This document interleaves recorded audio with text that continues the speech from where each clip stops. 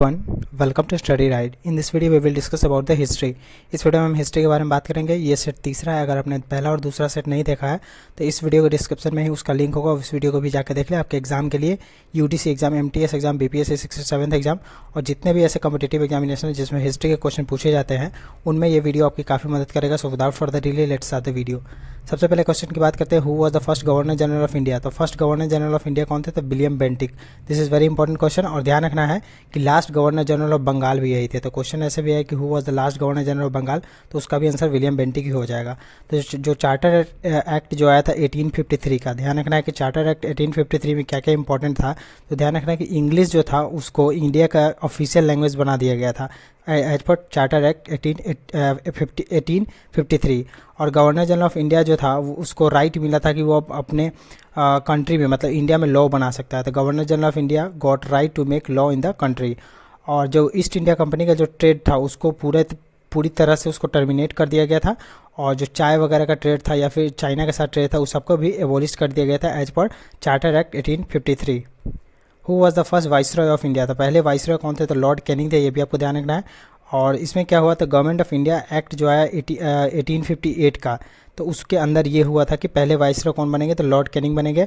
और इसमें क्या हुआ था और इसके एक्ट्स के बारे में आपको ध्यान रखना है कि ऑल बोर्ड ऑफ डायरेक्टर्स जितने भी थे, बोर्ड ऑफ डायरेक्टर जितने भी थे 24 हुआ करते, तो सबको टर्मिनेट कर दिया गया। ठीक है।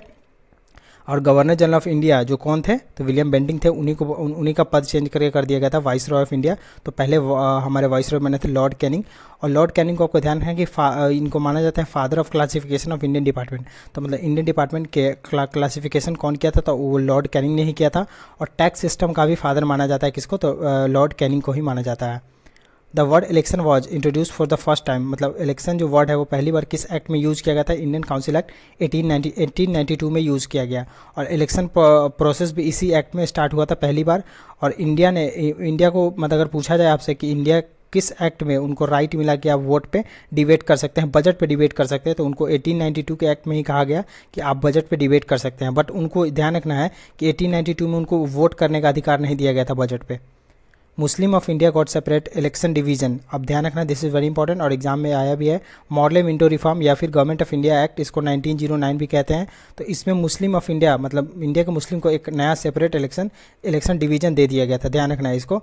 और इसमें क्या हुआ, मॉर्ले मिंटो में क्या है, तो मॉर्ले जो हुआ करता था वो सेक्रेटरी ऑफ स्टेट हुआ करता था और मिंटो जो था वो वाइसरॉय ऑफ इंडिया हुआ करता था, इसलिए इसका नाम हो गया था मॉर्ले मिंटो रिफॉर्म। और गांधी जी ने क्या कहा था इस एक्ट के बारे में? तो इस एक्ट के बारे में गांधी जी ने कहा था कि this act destroyed entire India, मतलब इस एक्ट ने पूरे इंडिया को डिस्ट्रॉय कर दिया। Under which act British gave dominion status to India. अब किस एक्ट के अनुसार ब्रिटिश ने इंडिया को एक डोमिनियन स्टेट का दर्जा दे दिया? तो वो था कौन सा एक्ट? तो गवर्नमेंट ऑफ इंडिया एक्ट 1919। ये 10 साल बाद आया, 1909 के बाद। तो ये 1919 का एक्ट था। और इस एक्ट के तहत क्या था, इसको मॉन्टेग्यू चेम्सफोर्ड रिफॉर्म भी कहा जाता है। क्यों? क्योंकि मॉन्टेग्यू उस टाइम कौन थे? तो सेक्रेटरी ऑफ स्टेट थे। और चेम्सफोर्ड कौन थे? तो उस टाइम वाइसरॉय थे। तो इसलिए इसको मॉन्टेग्यू चेम्सफोर्ड रिफॉर्म भी कहा जाता है, गवर्नमेंट ऑफ इंडिया एक्ट 1919 को। और ध्यान रखें इस एक्ट में क्या हुआ, डायरकी जो इंट्रोड्यूस किया गया था उसको प्रोविंसेस में अप्लाइड कर दिया गया, मतलब प्रोविंस में डायरकी अप्लाई कर दिया गया। ठीक है। और कहा गया कि एक कमीशन हर 10 साल में भेजा जाएगा इस डायरकी को चेक करने के लिए। और वही आगे आने वाले समय में 1928 में साइमन कमीशन के रूप में आया। और ध्यान रखना कि 1919 एक्ट में वुमेन को राइट दे दिया गया था वोट करने का।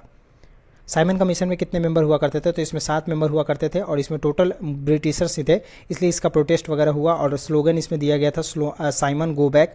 और इसी में जो हमारे लाला लाजपत राय थे और वो वहाँ पे प्रोटेस्ट कर रहे थे, तो लाठी चार्ज में इनका देहांत हो गया था। और किसने किया था? तो वो किया था स्कॉट ने, लेफ्टिनेंट स्कॉट द्वारा इन पर लाठी चार्ज किया गया और इनकी मतलब डेथ हो गई। क्योंकि साइमन कमीशन में टोटल 7 मेंबर्स ब्रिटिशर्स ही थे जो कि इंडियन लोगों को मतलब उससे खुश नहीं थे, इसलिए उसका विरोध कर रहे थे। हुआ participated in all round table. अब 3 राउंड टेबल कॉन्फ्रेंस हुआ था लंदन में, उसमें टोटल राउंड टेबल मतलब तीनों राउंड टेबल कॉन्फ्रेंस में किसने पार्टिसिपेट किया था? तो BR अम्बेडकर ने। अगर आपसे क्वेश्चन पूछा जाए कि किस राउंड टेबल में गांधी जी ने पार्टिसिपेट किया था, तो वो सेकेंड राउंड टेबल कॉन्फ्रेंस था जिसमें कि गांधी जी और सरोजनी नायडू ने दोनों ने पार्टिसिपेट किया था। तो ये आपको ध्यान रखना है। As per which act Burma was separated from India.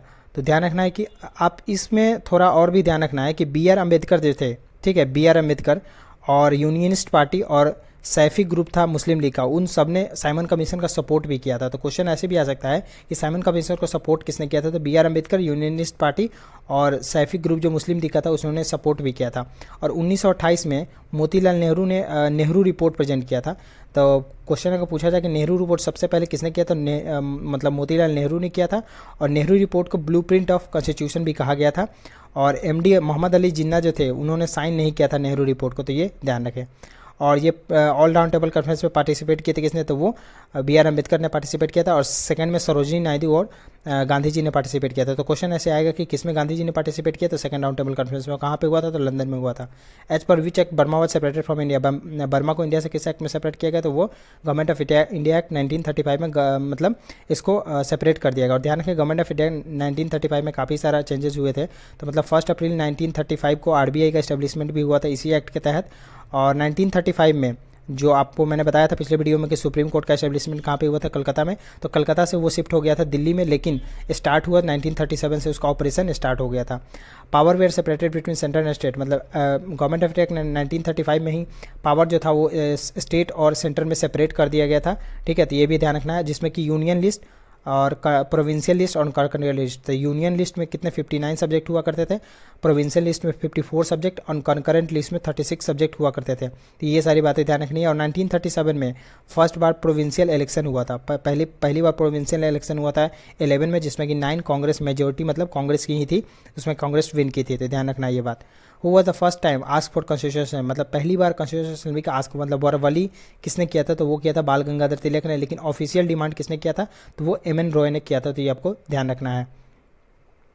Quit India movement start कब हुआ था, तो 8 अगस्त 1942 को स्टार्ट हुआ था क्विट इंडिया मूवमेंट। और कहाँ से स्टार्ट हुआ था, तो ये भी ध्यान रखें कि ग्वालियर टैंक है, ग्वालियर टैंक कहाँ पे, तो वो है मुंबई में, वहाँ से स्टार्ट हुआ था। और स्टार्ट किनके द्वारा किया गया था, तो मोहम्मद अबुल कलाम आज़ाद के द्वारा ये स्टार्ट किया गया था। और जब ये क्विट इंडिया मूवमेंट आया था उस टाइम वाइसरॉय ऑफ इंडिया कौन थे, तो वो भी इंपॉर्टेंट है, लॉर्ड लिनलिथगो थे उस टाइम वाइसरॉय ऑफ इंडिया।